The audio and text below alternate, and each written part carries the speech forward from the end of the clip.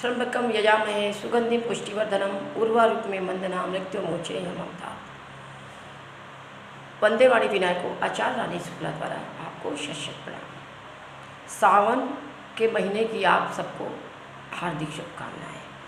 यह महीना आपके लिए वैभवशाली, कल्याणकारी और दीर्घायु हो।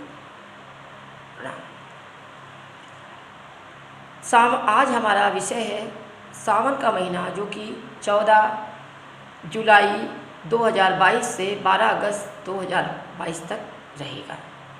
इस महीने में 7 विशेष योग बन रहे हैं, 3 तो रवि योग ही बन रहे हैं। इस एपिसोड के अंतर्गत हम राहु, केतु, शनि, पितृदोष या नाग दोष या विभिन्न प्रकार के दोषों को हम अपनी कुंडलियों में सकारात्मकता कैसे लाएं, उन दोषों की समाप्ति या उन दोषों को कम कैसे करें, इस उपाय पर विशेष परिचर्चा करेंगे।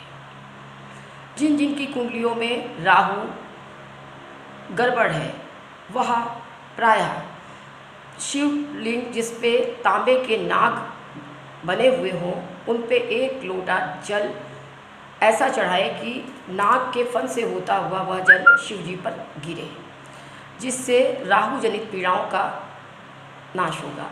क्योंकि शिव जी पे जो नाग बना होता है वह राहु का फन, जो फन होता है वो राहु का शीश और पूछ केतु कहलाती है। इस प्रकार बाबा भोलेनाथ राहु और केतु उनके शनि उनके गण कहे गए हैं। और सावन के महीने में केवल 1 महीने की विशिष्ट पूजा द्वारा ही हम पूरे वर्ष भर उसका लाभ उठा सकते हैं। इस प्रकार 1 लोटा गंगा जल चढ़ाने के बाद जो अपने घर से ही ले जाएं और मंदिर में अर्पित करें।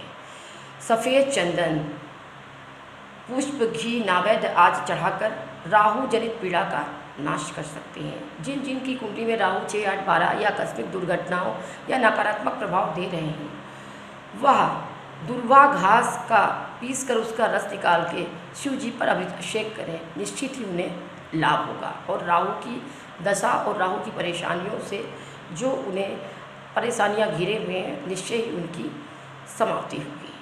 इस प्रकार जिन जिन की कुंडलियों में शनि या 7.5 चल रही है, शनि का कुप्रभाव है, वह नित्य संध्या काल में शनि का दीपक शिव मंदिर में काले तिल डालकर अवश्य जलाएं। निश्चित ही और शमी का पत्र शिव जी का अभिषेक करते वक्त सभी का पत्र अवश्य चढ़ाएं, जिससे शनि संबंधित समस्याओं से उन्हें निजात मिलेगा और शनि की दशा भी उन्हें लाभकारी सिद्ध होगी। इस प्रकार जिन जिन की कुंडलियों में केतु जनित समस्याएं हैं, वह केसर अर्पित मीठी खीर का भोग शिव पार्वती जी को और शिवलिंग पर चढ़ाते हैं, तो निश्चित ही उनकी केतु जनित सभी समस्याएं अवश्य ही समाप्त हो जाती हैं।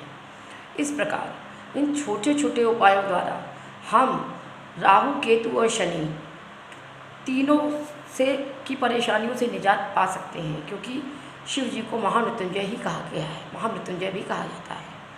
और अगर किसी के घर में कोई व्यक्ति लंबे समय से बीमार चला आ रहा है, तो घर का मुखिया सरसों का दीपक नित्य शिवालय शिव मंदिर में जलाए। निश्चित ही परिवार के सभी सदस्य रोग और कर्जे दोनों से ही निजात प्राप्त कर लेंगे। इस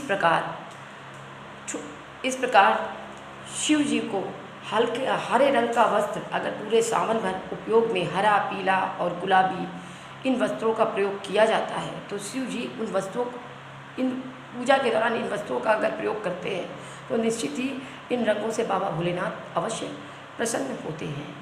जिनको भी धन संबंधित समस्याएं हैं, वह नित्य सरसों का दीपक अगर आप मंदिर में जलाते हैं और साथ ही साथ शिव जी का 108 बार महामृत्युंजय मंत्र का जप करते हैं या शनि मंत्र का जप करते हैं, तो निश्चित ही आपको लाभ होगा।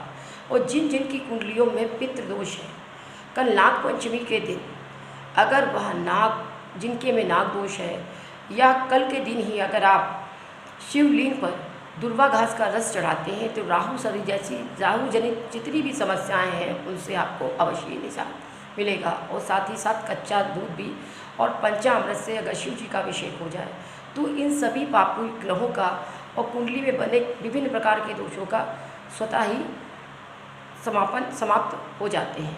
उम्मीद है मेरा यह छोटा सा वीडियो आपको बहुत पसंद आया होगा। वंदे वाणी विनायक को आचार्य रानी शुक्ला द्वारा आपको शिष्य प्रणाम।